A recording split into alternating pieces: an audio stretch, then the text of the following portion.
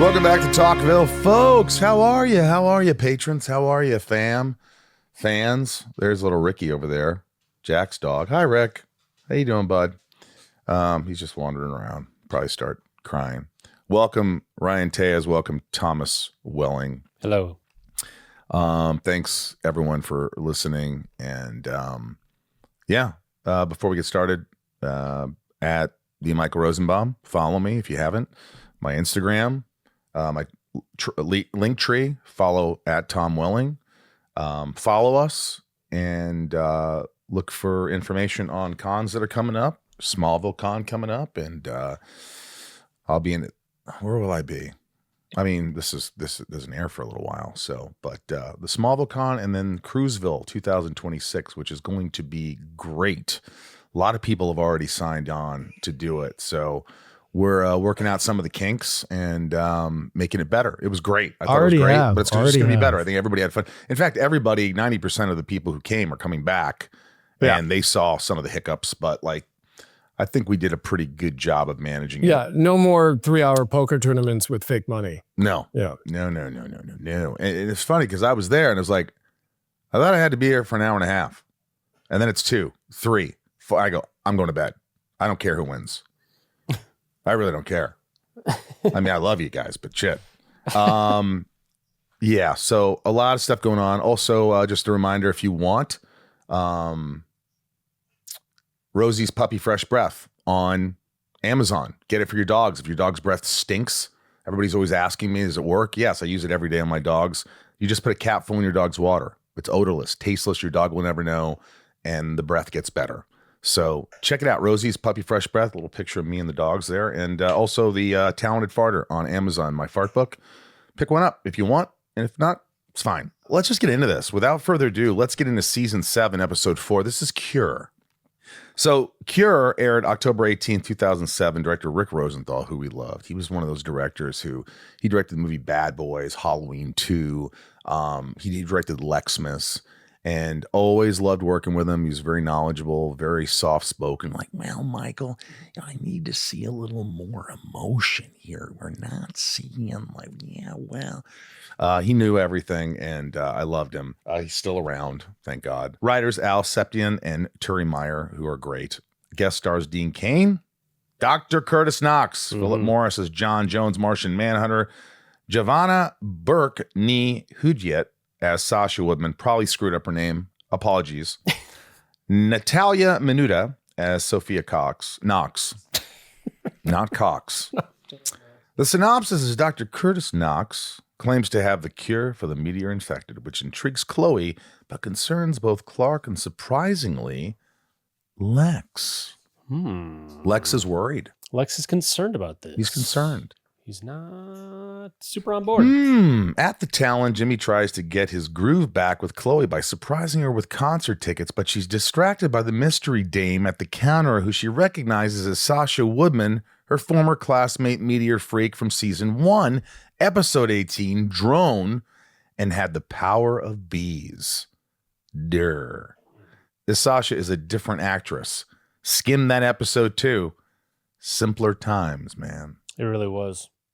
Yeah, I went back and checked it out. He's producerally, he's doing his job. It was because it was the one about the running for class president. I was like, wow. Oh yeah, the stakes are different now.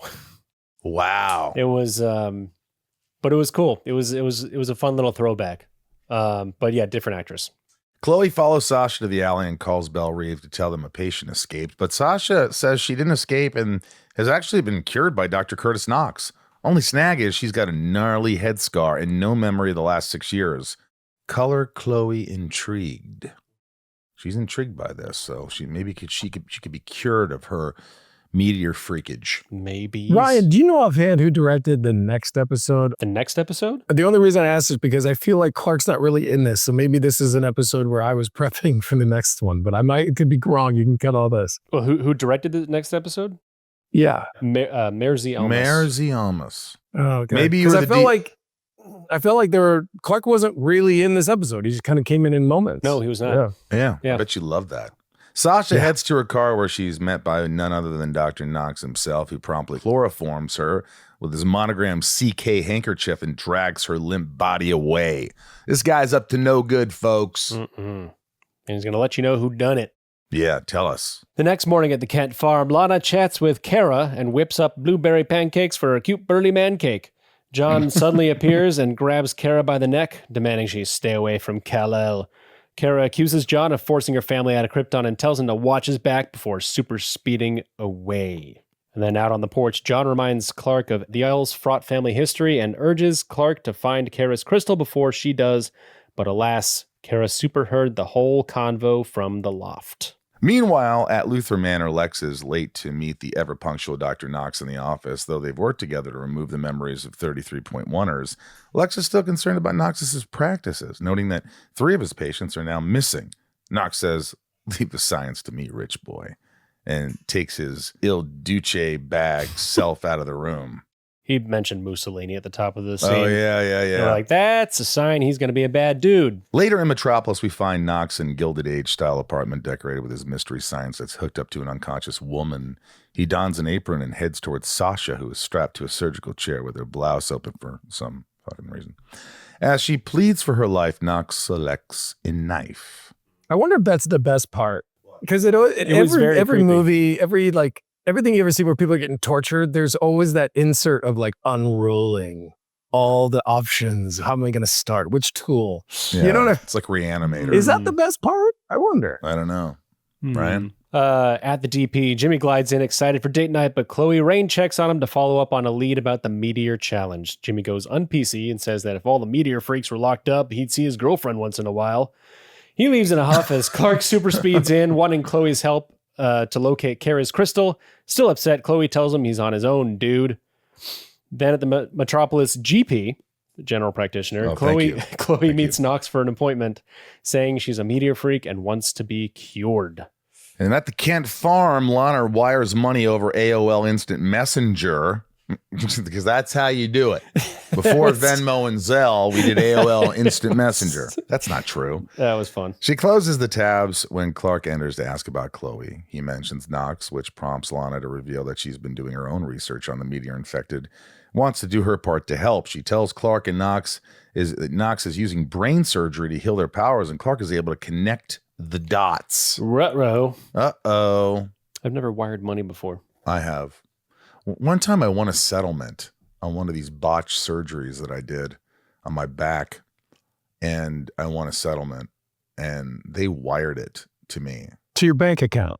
They didn't Venmo it. They sent it to your actual bank account. I actually, maybe it was wired. This is boring. I'm trying to find something. Anyway, go ahead. I was trying to think. Maybe they actually wrote a check. I was reaching for something. Yeah, not interesting. Back at the DP, as Jimmy gives his ticks away to a coworker, Kara saunters in and asks Jimmy if she can sneak a peek at some dirty pictures that Lois took at the silo. They nerd flirt over a mutual interest in aliens, and Kara is able to convince Jimmy that he can clean up the grainy footage better than the in-house IT guy. She gives him her number and pecks him on the cheek. Uh-oh. Their attraction to each other is well documented in the comics, but how do we feel about it in the show context? Forced, natural, thick, busky sexual tension? It just doesn't feel like it's organic. I don't know. You know, a lot of girls are attracted to the nerdy, smart guys, and that's cool. I think it's cool. I don't have a problem with it. I don't have a problem with it. I don't know. I don't know if it feels triangular, like the love triangle. If they're trying to like make another love triangle out of nothing. Yeah, probably are. Clark finds Chloe at her apartment where she's sealing up a letter to Jimmy. He confronts her about the brain procedure, but she's concerned that she'll die if she uses her powers again. Clark asks about side effects, and she says, just a little memory loss, and Clark is less than stoked. And that night at the Smallville fertilizer plant, our favorite place to film, as you know, because it smells so delicious. Is it a real fertilizer plant? Well, when we used to go to the fertilizer plant, Tom, we had to film there like all day, and it was a real fertilizer plant. Really? Lex catches Knox dragging Sasha's bubble wrap body. The plan was to grind her into the town's fertilizer supply and spread it around so she's untraceable. Lex then fires 6 rounds into Knox's chest, but Knox plucks out the bullet, saying he's been hurt worse by Mayans, Mongols, and Crusaders because Twist, he's immortal. Ooh. He pistol whips Lex into concussion number 605, and then out of freaking nowhere, Clark super speeds Knox into a power line and whisks Lex away to safety. How did he know that they were there? Well, I don't know.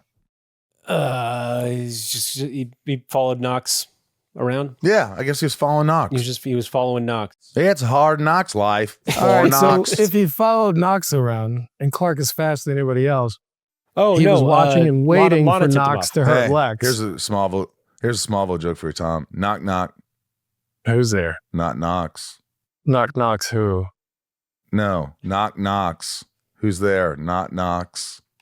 Who? We're scrambling for content. Knock Knox. Knox. Here's the joke. Knox. Who's there? Not Knox. This is like talking to my nephew. He's like, knock joke number 50. I just say, no one's home. All right, let's continue. We're giddy today, guys. All right. Meanwhile, at the DP, Jimmy and Kara burn the midnight oil with some takeout. The silo video renders, revealing a sign for Flintlock Industries, which Jimmy knows to be a security branch of the government. Kara asks to keep it a secret as Chloe walks in. Jimmy tries to explain as Chloe drops her letter for him in a conveniently placed wastebin and leaves. Yeah. Well, tension. It's not what it looks like, but it kind of is what it looks like. It kind of was exactly was. It kind of is like. what he wishes it would be like. Yeah. I mean, how could you know? Yeah. You got someone who's 1 foot in, 1 foot out, and then you got this young Kryptonian who's kind of looking at you like, I want to make love here in the bullpen. Lex wakes up at Smallville Medical, surprised to see Clark there. Lex says he knows Lana has been using the $10 million she stole to uncover company secrets and that she tipped off Clark on his whereabouts. Not taking the bait yet, Clark says it sickens him to take a life to save Lex's, but Lex is quick to inform him that Knox ain't dead. So we're just going to dance around another deliberate Clark murder attempt, aren't we? Yes. What I liked about this scene is Clark did not look happy. No, that was good. And Chloe arrives on time for her appointment with Knox. He tells her the meteor rock needs to be extracted from her heart. Big red flag. She asks where his staff is as he heads for a bottle inconspicuously labeled ether. She tries to bolt, but he catches her and makes her go night-night.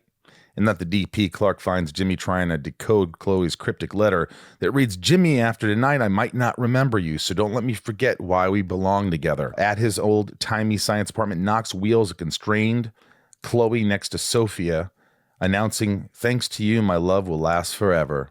Big yikety yikes. Yeah.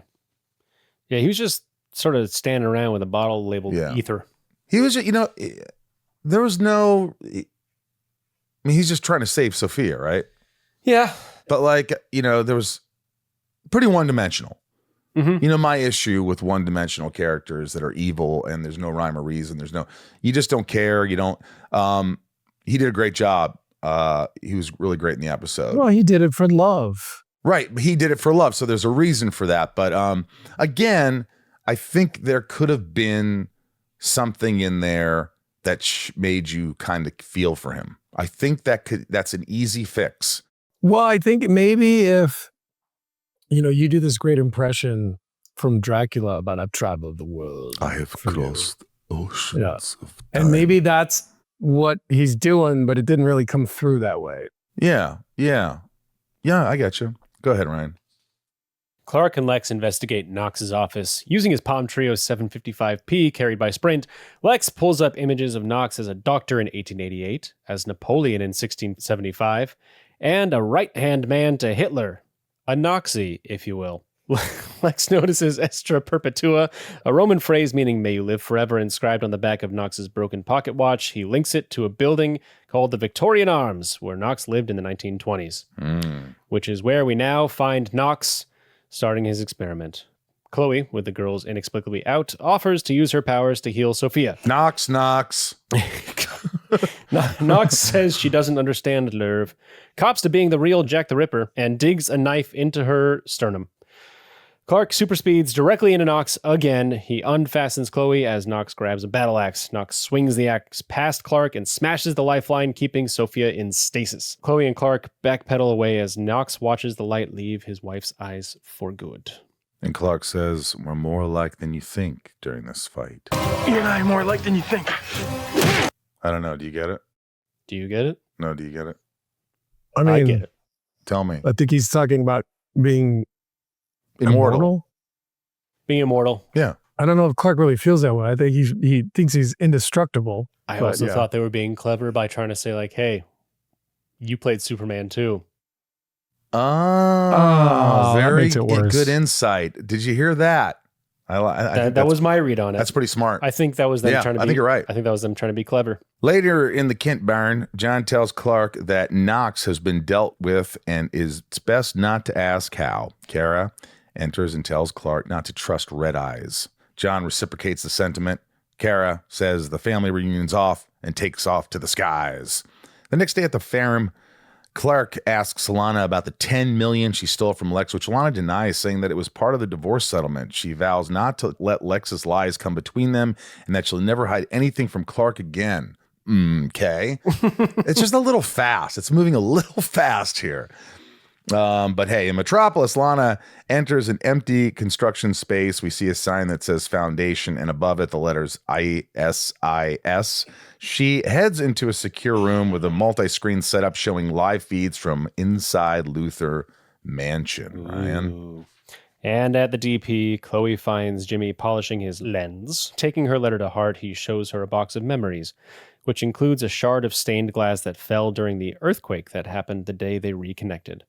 But as the Missy Higgins song in the background implies, these two are headed for Splitsville. Chloe hits him with the "it's not you, it's me," and when she doesn't elaborate, Jimmy deflates and chalks the earthquake up to a giant fluke, just like this relationship, and the fairy tale has ended. Why?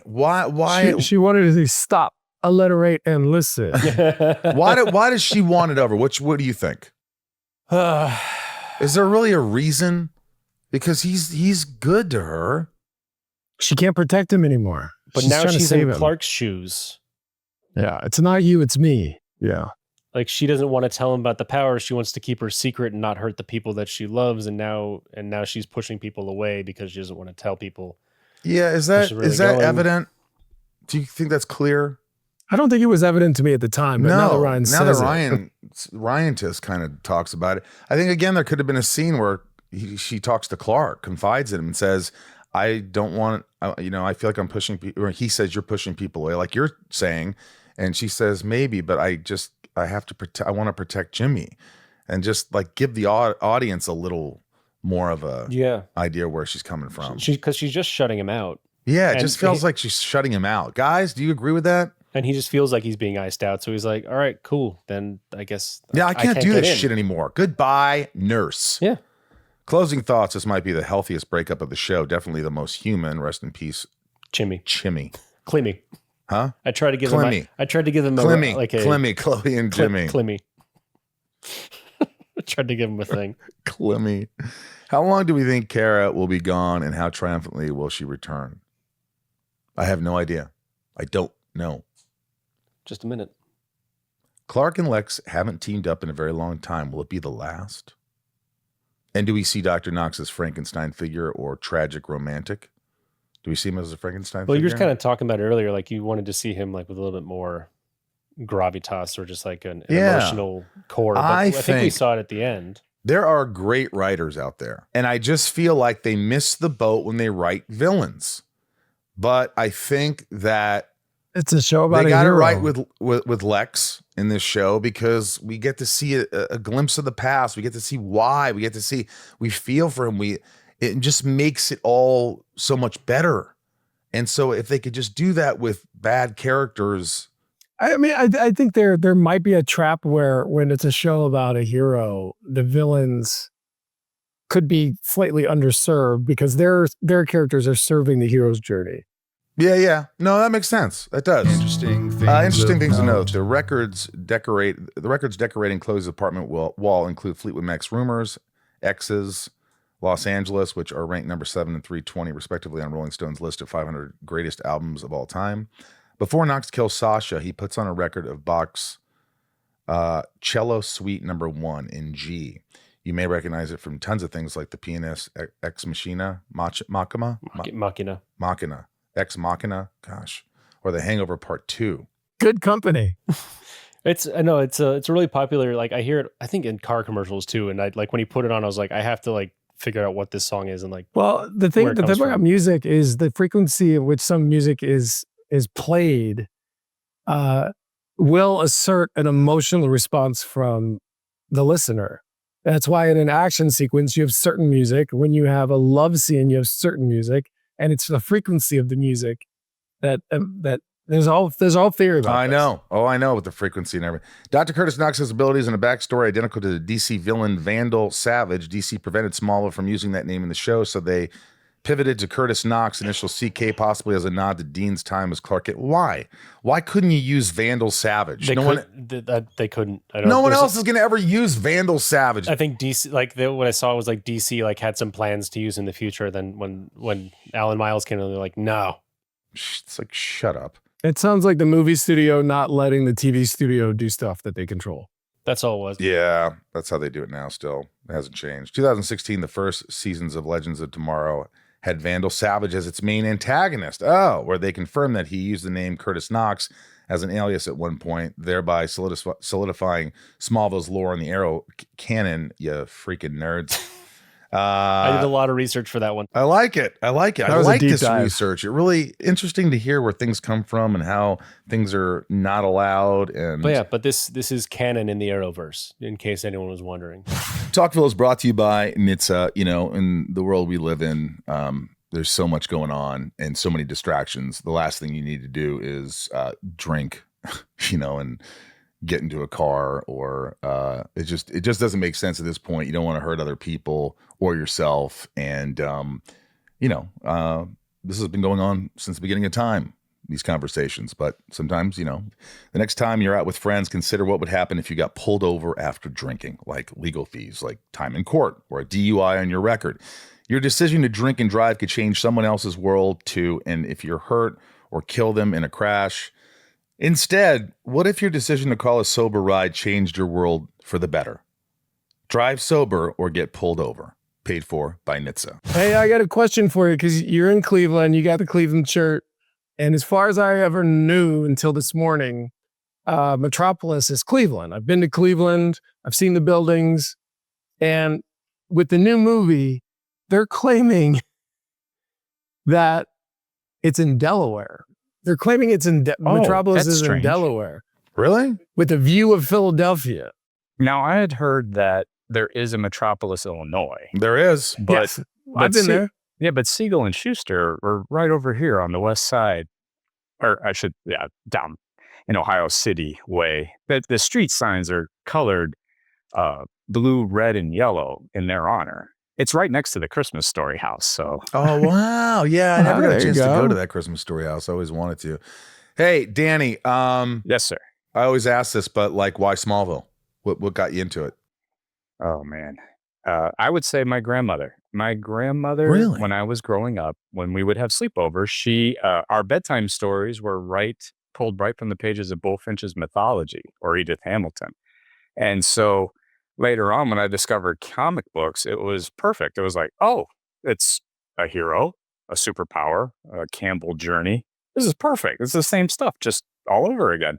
Campbell journey. And then, but then later on, from comic books to Smallville, I found myself, always loved Superman being from Cleveland, but I found myself little by little turning in more for Annette and Jonathan's performance because it was just a daily dose of kindness and compassion that I really needed. I was living and working in Chicago, and that rat race was tough, and I had to tune in on Thursday nights, had to be on the couch. We didn't have TiVo.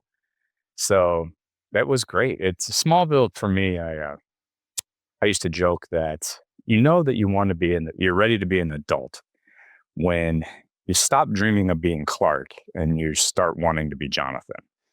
I mean, Smallville for me is just good medicine for modern living. Well, I love that. I love that you're such a small. How many times have you seen the show? Would you believe only one? Really? I'm going through it a second time, but I watched it religiously when it aired. Religiously. I'm one of those guys. Thursday nights, and then all the way to the series finale when you guys got bumped to Friday night, and I was like, yeah, it's funny because we got bumped around, I think 2 or 3 different times, and that must have been so frustrating for a viewer. And then Friday night at 8 p.m. and I go, oh no, that's not looking good. What season was it on Friday night? What season was that? Definitely 10, because I remember the series finale was a Friday night, and I had this sense of overwhelming joy at the finale, but then immediately followed by crushing disappointment because LeBron James announced he was taking his talents to South Beach. Immediately following the episode. I remember that day that he said that. I remember that day. Like, okay, well, here's the top of the mountain and here's the valley. Hey, what'd you think of the episode Cure? It's strong. I had to rewatch it, and I rewatched it again last night. I apologize. I did not watch the Dean Cain, Lois and Clark. That was mid-90s, so I was watching Indians baseball with those legendary Don't feel lineups. bad. No one else you see right now ever watched it either. Yeah, I mean, it had a following, and it had a strong following, and people loved it. But I've never been into superhero stuff, as a lot of people know. But that show's perfect. It was a Halloween episode. It aired on my 33rd birthday. It was directed by Rick Rosenthal, who directed Halloween 2. Yeah. It had Greek myth references. The View from Mount Olympus, Chloe says, and sorry about Clash of the Titans, Clark says. And then you had 2 Supermen going head to head. That's Clark versus a poor man's Vandal Savage. Yeah, I will say it was Curtis Knox. I will say this episode was better than the last one, Fierce. It's great. It's pure camp. It is a total Valentine to Lois and Clark, and it's a wonderful. The acting is superb. Aaron Ashmore just crushes. And Tom, your scene when you say you're going to forget about me to Allison, awesome. It's a home run. It was. You know what? Great performance, Danny. I never looked at it the way you're looking at it. How so? It's just pure camp. Well, Valentine no, it was fun. Halloween. It was this, the way you paint the picture. It changes, my perspective in a way. I still didn't love it, but you're right. I could appreciate it more now that you've said these things. And again, my opinion means nothing. I'm not a diehard superhero fan, so you take everything with a grain of salt. But I'm certainly glad you enjoyed it. And it's fantastic. And thanks for supporting. I also really like you. I love slashers because they have a superpower. They have an origin story. They kind of have a journey. It's not a hero's journey, but you can't tell me that Jason, Freddy, and Mikey Mai aren't supervillains. Yes. So I just love that genre, just the birth of a hero, the hero's journey, and the resolution. Well, good for you. Well, this is a real treat. How do you like being a patron? Oh, it's fantastic. The salute to Smallville was so much fun. You guys were completely open and warming and treated everybody with dignity. You were genuinely happy to see all the fans, the sincerity. It's such a good group too. So are you coming to the cruise? To Chicago. Are you coming to the cruise next year? I put 10 grand into my golden retrievers ACLs. So dude, that's exactly what I'm doing right now. My dog Blanche, makes me tear up even thinking about it. But on the 28th, she has surgery. She has to have her CCL repaired. I've done everything I could, and it's just she has to have it done. So it's going to be. So that blew the budget. For vacation. I understand, man. Hey, our animals are our lives. So we don't have children, so we have 2 Goldens, Penny and Mindy. They're 9 and 5, and we spoil them rotten. It's embarrassing. Is that Penny Marshall? No, Nick. Funny enough, Big Bang Theory and the Mindy Kaling Project. Oh, nice. My wife not the Beatles. Not the Beatles. Penny Lane. Thought maybe that's. I'm more of a Stones guy. There's 2 types of people. There's Beatles fans and Stones fans. Stones. Yeah, I'm a Stones guy. Well, Danny, we love you. Thanks for all the support and the love. Thank you so much, Danny. guys. This was amazing. You're amazing. Talkville is brought to you by AG1. I do not live without AG1. I know Tom doesn't. Millions of people around the world, many of our patrons. AG1 is wonderful. You put a scoop of powder in your water, you stir it, it tastes good, and guess what? You've got 75 plus vitamins, minerals, prebiotics, and superfoods to support whole body health. Tom, you don't miss it. You never miss a day. I'm in a hotel right now. I'm on set and I took my travel packs with me. I feel better when I drink it. I mean, it's as simple as that. And now with AG1 Next Gen, they've got all these flavors. It's pretty amazing. Tropical, berry, and citrus flavors. So you can find the taste that you love most. It's pretty amazing. I love AG1 because it gives me more focus, more energy, and it helps with my stomach with the probiotics and the prebiotics. And I really feel like a lot of anxiety that I have, you feel it in your stomach.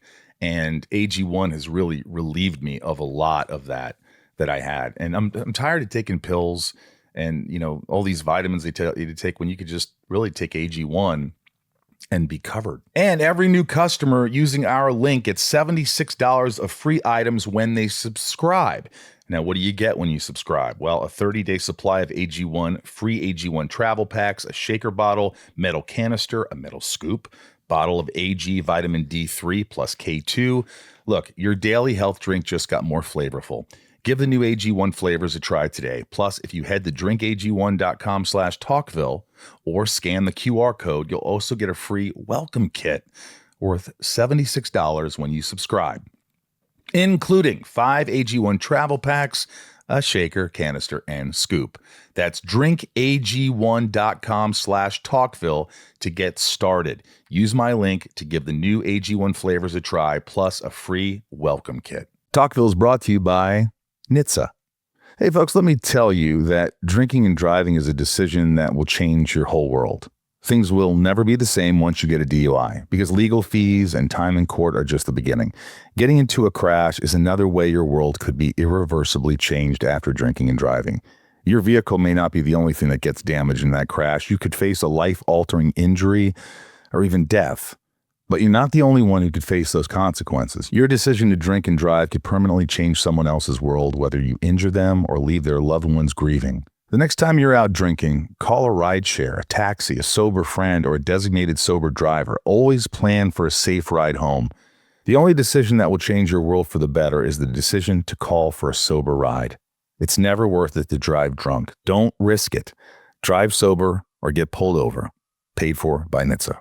Let's go to the hotline. All right, this is Leanne, patron privilege. Let's see what Leanne has for us. So, Michael, both you and Tom have stated that you never read any of the Superman comics, any of the lore before you guys took on your respective roles. I was wondering, did that also hold true for the Superman TV shows / movies, more specifically, the TV show Lois and Clark? I never saw it, but I know a lot of people did love it. And I'll tell you this. I loved the George Reeves original. I remember watching it at my grandma's house. Faster than a locomotive. More powerful than a... Is that right? Did you watch it in black and white? What was it? Faster than a locomotive. Than a herd of elephants. More powerful than... Look, up in the sky. It's a bird. It's a plane. It's Superman. Yes, Superman. I remember watching all those, and I remember watching the Christopher Reeves movies, but it kind of stopped there for me. I just was never really into it after that. After I kind of grew out of it, and I stuck with horror. But Tom? Yeah, I watch anything action. You do. You love that stuff. I like the hero stuff. It makes sense to me. I find that it's comforting to think that maybe there's people out there like that.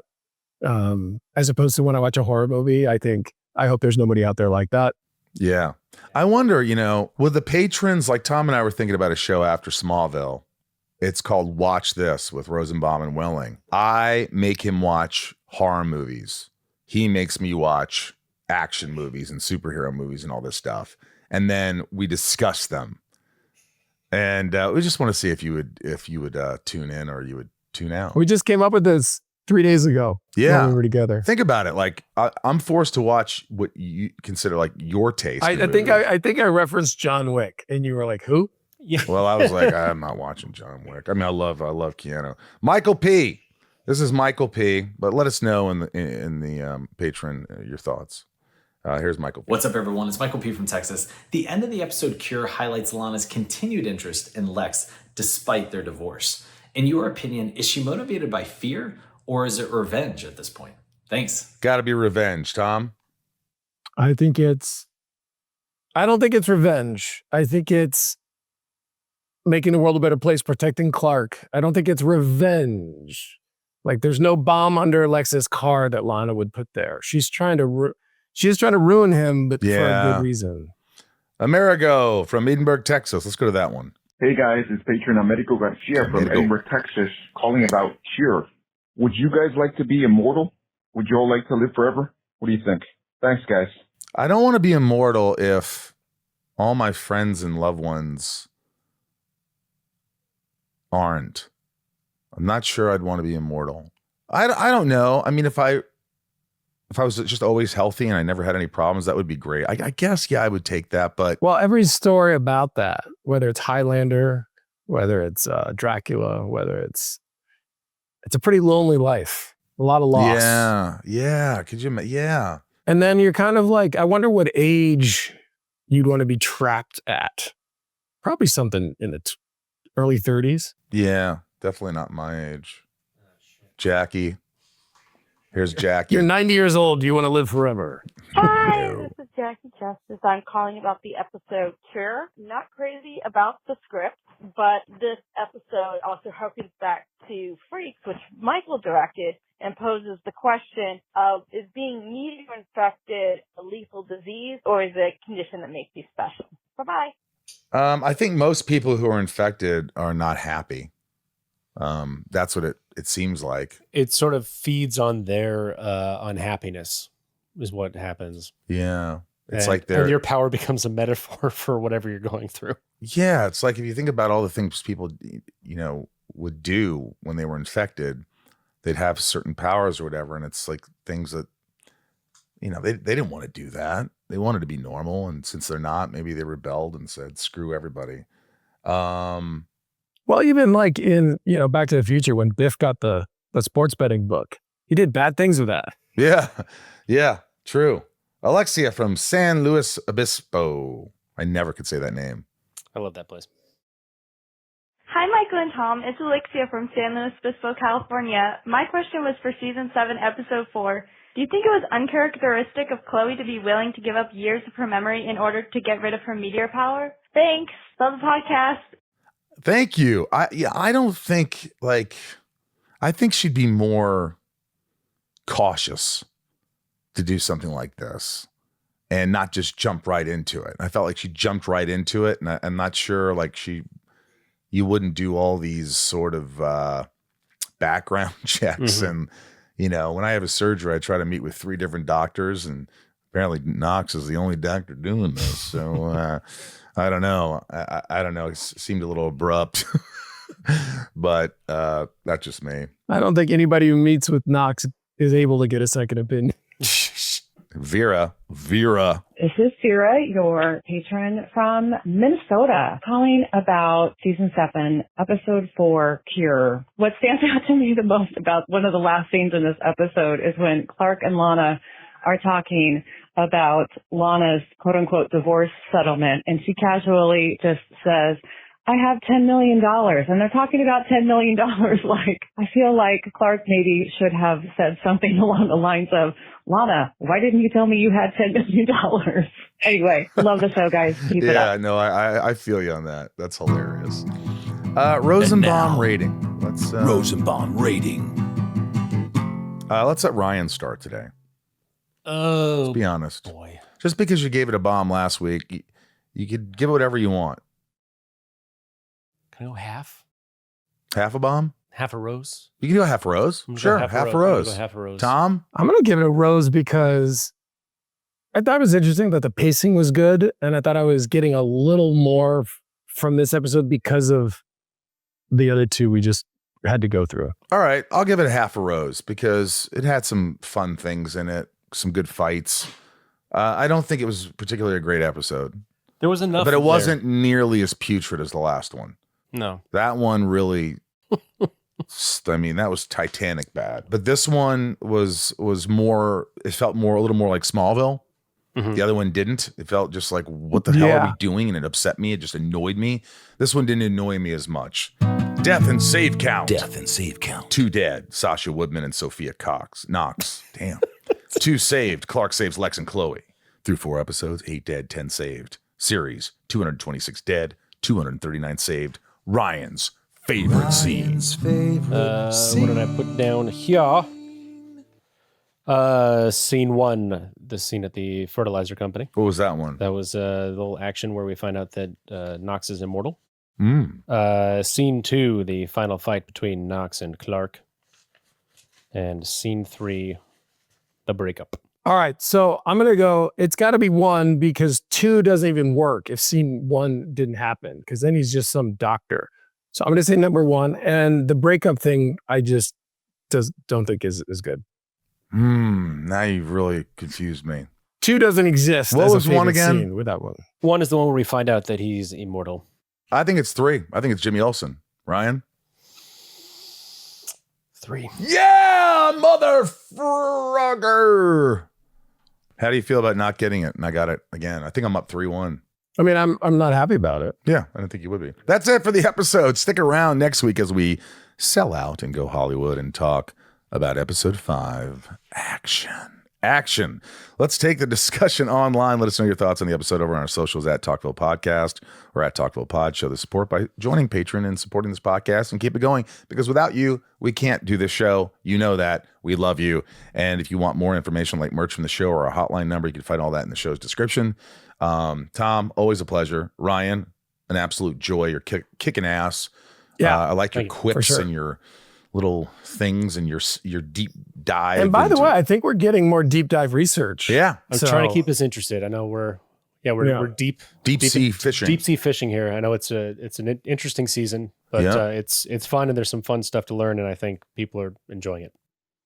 Remember, folks, always hold on to Smallville. Talkville is brought to you by NHTSA. I talk about this all the time. Sometimes you have to have these conversations with friends. Sometimes you have to have them with family. You shouldn't drive. Let's not risk what could happen. That's the unknown, putting yourself in jeopardy, putting, your family in jeopardy, friends in jeopardy. It's an easy thing not to do. Yes. And we all make mistakes. I know I have. Yes, we have. And it's life, but don't make the same mistake twice. Drinking and driving will change your whole world. Whether you get pulled over or get into a crash, things will never be the same. Getting a sober ride will change your world for the better. Drive sober or get pulled over, paid for by NHTSA. All right, guys. Well, we wouldn't do this without our patrons. So thank you for your support.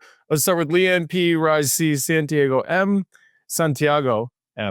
ThomasTomTurner, Shane W, BetsyD, Abhi P, KarenApple M, 99 more, Leilani N, Brett G, always home on Smallville, and Charlie T, who we love. Garrett W, Bob K, Tom N, Jason W, Lana Rhymes with Banana W, Nancy D, Brian G, Grape Jelly 1817, Amanda R, Teddy 127, Michael P, Ryan R, Randy B, Craig G, Jarrell, Heather and Greg Grether, I made Talkville Sabots, Brian H, Eric K, Clarks M, Kristen B, Finky, damn, who's that?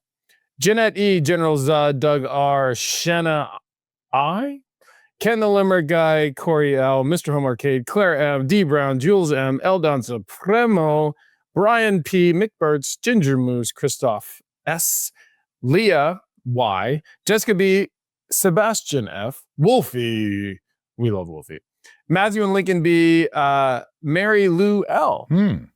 Shannon Fofanin, Matt Maverick, Randy S, Cassie B, Danny Mo Barabell, Mary K, Sophie L, When You're Rich, You Aren't Crazy, You're Eccentric, Rosenbaum Fan, Shammy Sharman, Spicy Brown Says, Carrie Amy, Alexander Castle, Daryl E, Jenny B76, Monica T, Ms. M, Emily Who Locked, Jeffrey K, previously on Smallville, Keith B, Cookie Kareem, Libertaria, Danny Z from Cleveland, and Biagio C.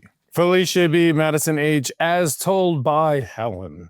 Dr. J, Kurt F, Clovis 2, Dr. G, and Dr. T. Thanks for you both. Thanks for your support. Kryptonite, Flirtatious B, Per6, a Luther Corp subsidiary, Nomin L, Smallville for life, Bobby B, Kendrick F, Stacy L, other brother Daryl. Say hello to your other brother. Melanie P, Charlie M, Cheyenne F, AJS, Heather H, Tom, and Michael's friend Mickey. Karen H or Sierran. I think, is it Sierran? We haven't really figured that out. Sierran? We'll never know. I think it's Karen. Karen H. Hubs. Laura C, Adam C, Jackie J, John W, Bradley H, Dan L C, Maria P, Coraline E, Dr. T, David A, Sierra, Rebecca R, Jonzo, Steph Meister, J Hay B, Ann M, Susie Loves Smallville, Catherine K, Chris F, Kyle, Ann, Bianca S, JD Rocks, Rebecca P. We love you. You're the best. Every time I say your names, I think, wow, these people are making this show possible. So thank you, Tommy. Rock and roll.